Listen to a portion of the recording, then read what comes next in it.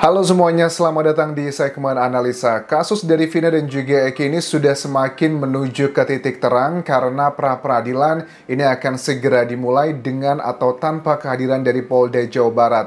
Akankah ini kemenangan dari Peggy Setiawan sudah berada di depan mata atau justru bahkan malah Polda Jawa Barat ini nanti yang akan menang karena hasil keputusan dalam sidang pra-peradilan ini bagian penentu apakah sidang dalam kasus utamanya di kasus Vina dan juga Eki dengan tersangka Peggy Setiawan ini akan berhasil digelar atau tidak. Sampai sekarang pun dari Kejaksaan Tinggi Jawa Barat masih belum mengatakan sudah lengkap atau P21 untuk berkas-berkas Peggy Setiawan. Salah satu nama Peggy yang berasal dari Peggy Cianjur ini juga sudah sejak lama mencuri perhatian netizen. Banyak netizen yang curiga dan juga skeptis bahwa apapun yang disampaikan oleh bapaknya, Pak Cecep, dan juga Peggy bahwa mereka ini bukanlah sosok yang dituduhkan sebagai bagian dari pelaku kasus ini, bahwa Peggy ini sebenarnya lebih banyak kemiripan dengan DPO dibandingkan dengan Peggy yang menjadi tersangka. Beberapa hal yang memang cukup menjadi perdebatan adalah terkait dengan KTP dari Pak Cecep, bapaknya dari Peggy Cianjur ini. Ternyata kan lebih muda 2 tahun dibandingkan kartu keluarga. Artinya hitung-hitungannya bahwa dia itu menikah di usia 17 tahun, kemudian juga usia dari Peggy pun juga berarti dimiliki masih sangat muda sekali. Tapi untuk bagian ini bukanlah hal baru ya di Indonesia. Di Pulau Jawa itu termasuk Jawa Barat yang merupakan penduduk terbanyak di Indonesia. Di daerah-daerah itu memang banyak sekali mereka yang menikah di usia di bawah 17 tahun tuh bukanlah hal yang baru. Ini bukan serta-merta bahwa ya otomatis mereka tuh berbohong. Tetapi dengan adanya indikasi kayaknya nggak pas datanya ini, apakah karena kesalahan teknis atau bukan, ini ngebuat netizen semakin curiga bahwa ada salah satu dugaan ya. Banyak teman-teman yang bilang di channel YouTube ini bahwa komentarnya, Mas Anjas coba dicek deh. Sebenarnya ada dugaan nih, Pak Cecep itu adalah supir dari salah seorang mantan pejabat di Cirebon. Apakah ini sebuah cerita yang kayak sinetron inspirasinya? Karena sebagian dari kalian bilang bahwa Peggy Cianjur itu bukanlah putranya Pak Cecep, dia hanya dititipkan saja. Dia itu aslinya adalah putra dari seorang pejabat yang ada di kawasan Jawa Barat tersebut.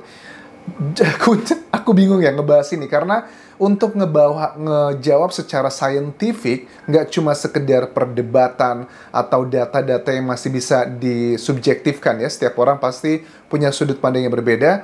Yang bisa ngejawab adalah cuma satu, adalah tes DNA. Kalian kan kita sudah tahu ada sejumlah misalnya nama-nama pejabat dari mantan bupati dan juga wakil bupati, ya silahkan aja dicek, diambil sampelnya, kemudian dicek dengan Peggy Cianjur ini DNA-nya, apakah mereka cocok atau tidak. Kalau tidak cocok, ini adalah data yang tidak terbantahkan. Tetapi kenapa sampai sekarang hal ini tidak dilakukan? Beberapa hal yang ngebuat netizen juga semakin curiga dalam mengenai kayak gaya dari Peggy Cianjur yang dinilai bukan tipikal anak orang susah begitu. Bahkan kan saking susahnya katanya dia nggak ngambil ijazah SMA-nya karena saking sebegitunya. Tapi kalau dilihat dari penampilannya, kulitnya kuning langsat, ya, banyak yang komentar. Memang kalau di Jawa Barat, pemudinya memang kulitnya seperti itu, Anjas, bagus-bagus. Oke lah, bisa masuk akal. Terus kayak pakaiannya, dibilang pakaian yang foto-foto muncul itu menunjukkan bahwa dia ini adalah orang yang punya cukup style yang bagus dengan biaya yang dipikir masyarakat tidaklah murah. Tapi di sini waktu diwawancara sama Kang Deddy dikatakan bahwa ini baju cuma 50.000, jeansnya cuma 120.000.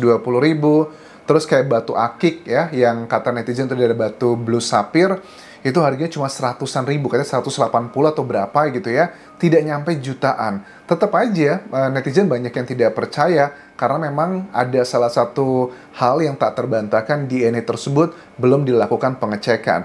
Bertato dan juga anggota geng motor yang diduga juga ada hubungan dengan peristiwa ini, dia mengakui ya bahwa dia memang anggota, dia juga punya tato. Nah, hal-hal seperti ini memang nggak bisa dipungkiri di Indonesia tuh, tato tuh masih cenderung adalah untuk urusan yang hal yang negatif. Padahal menurut aku teman-teman, orang bertato ataupun tidak, itu tidak mencerminkan perilakunya. itu hanyalah stigma saja ya di masyarakat Indonesia. Aku paham lah di Asia memang rata-rata seperti itu. Nggak cuma di Asia, di luar negeri, di negara-negara barat pun juga masih ada sebagian orang tua yang berpikir tato itu adalah hal yang sangat negatif. Tapi ini adalah hal yang subjektif dan aku yakin ini bukanlah cerminan dari hati seseorang tato tersebut. Kalau kalian punya opini yang lain, it's up to you. Ini adalah hal yang subjektif. Tapi juga kan ada keterangan Jess dari warga di sekitar, misalnya ada Ibu RT yang ditanya gitu, bener nggak ini? Ini Peggy ini adalah putranya Pak Cecep dan juga ibunya namanya Bu Lilis ya. Dikatakan betul, mereka memang sudah lama tinggal di sini dan Peggy adalah putranya Cecep dan juga Bu Lilis dan sekolah SD-nya di sini, SMP-nya di sini, SMA-nya di sini. Tetap walaupun sudah ada keterangan testimoni tersebut, netizen sepertinya tidak surut ya dengan kecurigaannya kepada Peggy Cianjur dan juga Cecep. Bahkan ada salah satu statement nih, katanya kemarin mereka berdua nih pergi ke suatu tempat dan kayak dalam tanda kutip adalah kabur.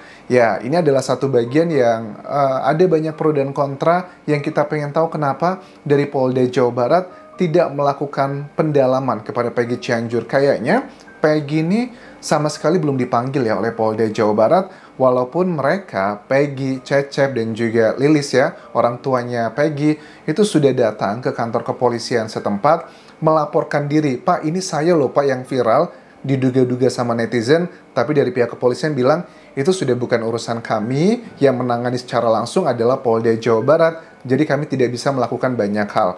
Ini unik ya, kecurigaan masyarakat terus terjadi, tapi let it be, cepat atau lambat menurut aku ini akan segera terbongkar. Nah, ada juga keterangan menarik terkait dengan sosok perempuan yang nyamperin Vina di tanggal 27 Agustus 2016 atau di malam kejadian. Kan menurut Tony nih ya, dari kuasa hukumnya Peggy Setiawan, bahwa dia pernah konfirmasi sama Marliana, kakaknya Vina, bahwa memang betul sebenarnya setelah abis Isya itu kurang lebih ada dua perempuan, yang satunya gemuk dan juga kurus. Dia ini yang ngejemput Vina, nyamperin, mau jalan-jalan malam minggu itu. Nah, sayangnya adalah Tony melihat dari BAP dan juga keterangan bahwa ternyata tuh tidak ada loh BAP yang menunjukkan bahwa ada keterangan tersebut yang disampaikan oleh Marliana. Kalau di BAP-nya dari yang Tony tunjukkan ini, itu hanyalah dari bapaknya Vina atas nama Wasnadi Otong bin Almarhumah Tarya. Jadi cuma dia aja di bawah sumpah memberikan keterangan sebagai berikut. Nah, ini adalah keterangannya aja, tapi keterangan tentang dua perempuan tersebut malah nggak ada. Justru malah ada keterangan dari Liga Akbar, yang Liga Akbar mengatakan bahwa masuk akal nggak nih, kalau nggak salah kan Liga Akbar tuh awal di tahun 2016, dia bilang nongkrong sama Vina Eki itu sampai jam berapa? Apakah sampai jam 9-an sebenarnya, atau dia sebenarnya cuma nongkrong sampai jam 6-an. Kalau nggak salah aku dengar, Liga Akbar tuh bilang bahwa dia sama Vina dan Eki itu cuma sampai jam 6-an doang, abis itu terpisah.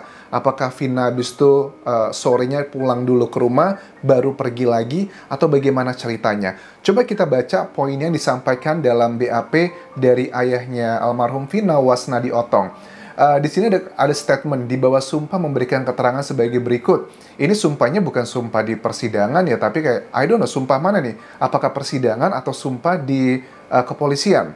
Kayaknya kalau di bawah sumpah berarti sudah termasuk putusan vonis ya, di persidangan berarti. Oke. Saksi mengetahui anak saksi telah meninggal dunia setelah diberitahu oleh adik ipar saksi bernama Supaidin dan mengatakan bahwa saat ini Vina berada di Rumah Sakit Gunung Jati, Cirebon, tepatnya berada di ruangan UGD Unit Gawat Darurat. Bahwa saksi mengetahui peristiwa tersebut pada hari Minggu, tanggal 28 Agustus 2016 sekitar jam 01.30 WIB. Berarti dini hari dong, di rumah saksi yang beralamatkan di Jalan Samadikun.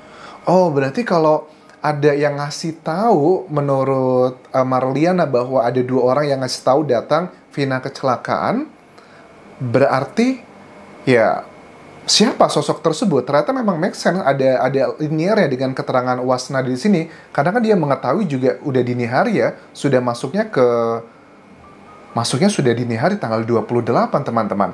bahwa setelah saksi mendengar kabar tersebut, saksi langsung mengecek kondisi anaknya ke Rumah Sakit Gunung Jati Cirebon, tepatnya berada di ruangan UGD. Di sana dia melihat anaknya, Vina, diberikan alat bantu medis berupa saluran infus sedang dicabut dan dilepas dari bagian tubuhnya. Dan kondisi terakhir bahwa anak kandung meninggal dunia. Berarti meninggalnya itu Vina sekitar menjelang jam 1 atau jam 2 dini hari, mengingat perjalanan dan sebagainya. Saksi melihat anak saksi menggunakan pakaian atas berwarna hitam polos seperti dalaman tank top, mengenakan terusan kaos berwarna putih bermotif bunga-bunga, dan pada saat itu anak saksi tidak menggunakan pakaian bawah, baik rok maupun celana dalam. Oh my god, ini berarti linear dengan keterangan sejumlah saksi yang kita ketahui sudah berbicara terkait isu tersebut. Tapi relevan atau enggak, ataukah benar atau enggak, ya ini yang menjadi pro kontra juga. Bahwa kemudian saksi melihat bagian wajah muka sebelah kanan mengalami luka memar, serta di bagian wajah terdapat luka robek, dan pada saat itu lukanya sudah dilakukan pengobatan medis. Di bagian wajahnya sudah dijahit, serta kaki sebelah kanan bagian tulang keringnya sudah terbungkus kain kasa, dan terdapat alat bantu seperti kayu gips. Oke, itu adalah beberapa intinya dalam keterangannya ayah almarhum Vina ini, dan harusnya dari keterangannya kakaknya Marliana juga diambil BAP-nya. Kita pengen tahu dua perempuan itu siapa begitu. Nah, kemudian terkait dengan foto kliennya Tony ya, Peggy Setiawan, tentang dua motor yang diambil, itu sekarang kelanjutannya gimana? Kan motornya bukan cuma miliknya Peggy yang rusak aja, tapi juga ada motor mereknya Jupiter, itu miliknya omnya yang dipakai awalnya mau buat kayak nge-starter doang aja begitu. Tapi kan sampai sekarang sudah lebih dari 8 tahun tidak dikembalikan. Nah, foto dari Peggy Setiawan yang ditunjukkan oleh kepolisian beberapa waktu lalu, ceritanya adalah itu sebenarnya foto diambil oleh Pak Polisi bernama Budi setelah penggerebekan di rumahnya Peggy Setiawan di Cirebon tahun tersebut. Itu ditanyakan, ada nggak fotonya Peggy? Itu adalah fotonya diambil tahun 2013 pada saat Peggy itu menghadiri pernikahan bibinya. Sebelahnya itu istilahnya kayak pagar ayu aja, saudara-saudara dia. Itu yang pertama diambil. Yang kedua juga, ada foto kartu keluarga juga sudah diambil sama polisi saat itu. Tetapi, kenapa pada saat perilisan DPO, kalau memang itu beneran Peggy, kenapa nggak ada fotonya? Kenapa alamatnya juga berbeda? Ini bagian yang disampaikan Tony yang akan menurutnya meringankan dia dalam pra-peradilan nanti.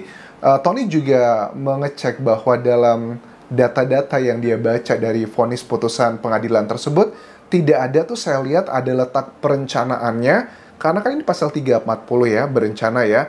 Kan berencana itu beda dengan spontanitas. Berencana itu ada jeda perencanaan dengan eksekusinya, tetapi tidak terungkap ini kapan perencanaannya. Apakah lewat waktu mereka lagi nongkrong di rumahnya Bu, depannya salah satu warung, atau yang mana? Ini kan tidak clear. Apakah ada data-data SMS di HP-nya mereka? Itu juga sepertinya tidak ada tuh barang bukti yang ditunjukkan ke arah ke sana.